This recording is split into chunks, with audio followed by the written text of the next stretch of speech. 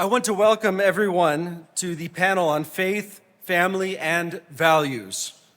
The focus of this panel for the Republic of Armenia Prayer Breakfast is concerning the Armenian family, abortion, and pro-life issues.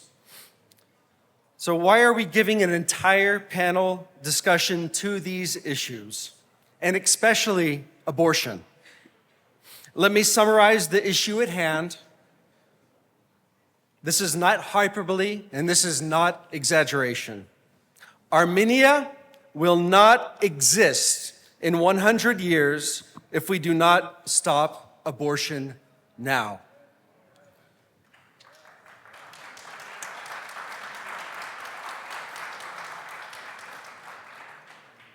So what is the situation for Soviet Armenia until the present?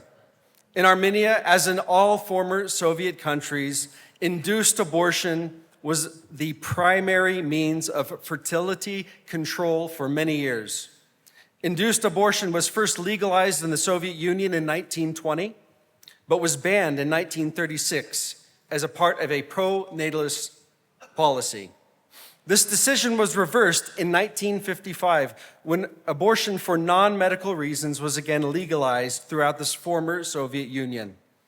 The only change to these laws came in 2016 with the banning of gender-selective abortions, and the legislation also barred abortions after 12 weeks unless there's a risk to women's health, she was raped, or is a single mother. Before we start the panel, I'm going to give some statistics that might shock all of us. And this is statistics on abortion in Armenia from Soviet Armenia to the present.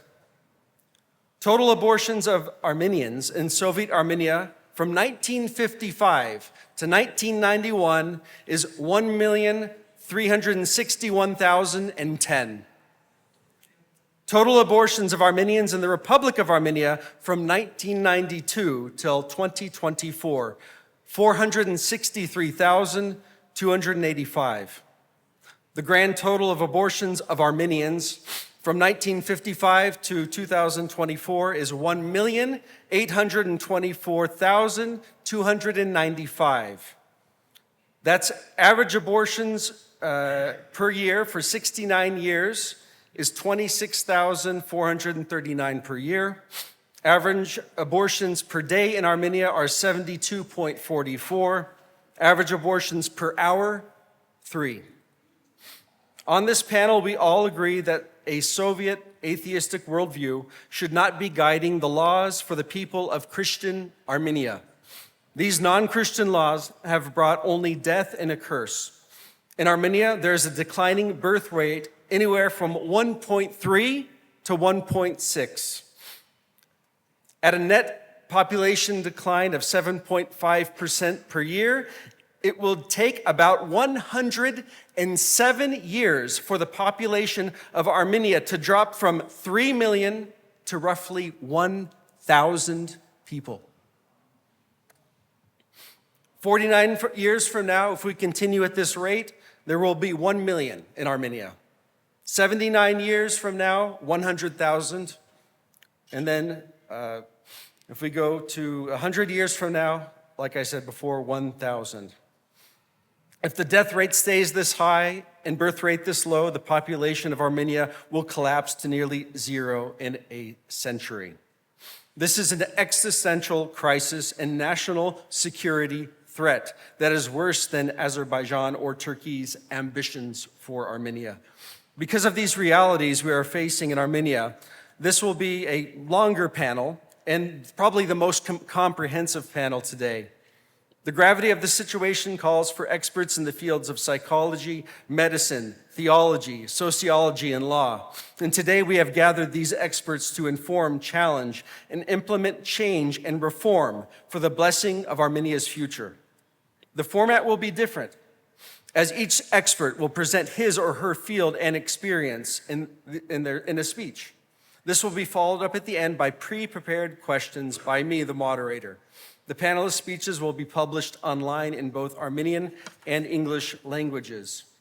The objectives of this panel are guided and grounded by the book of Proverbs, chapter 24, verses 11 through 12, which, when they are applied to the unborn, command us to be a voice and a protector. The Holy Scriptures read, "Rescue those who are being taken away to death. Hold back those who are stumbling to the slaughter. If you say, 'Behold, we did not know this,' does not he who weighs the heart perceive it? Does not he who keeps watch over your soul know it? And will he not pay according to this work?" I now want to introduce to you our first panelist, Dr. Mariana Apresian. She holds a Ph.D. of history and a doctor in theology. She is the co-president of the Ecumenical Forum of European Christian Women, representing the Armenian Apostolic Church since 2018. She is the founder and president of the Christian Women Forum. It's an NGO in Armenia since 2014. She's the president of 301 Union for the Leaders Development NGO and the founder of Daphne Publishing House. She's also a professor of hagiology in the Gevorkian Seminary of the Mother See of Holy Etchmiadzin, and from 2015 to 2023. And she's also an author of many, many books,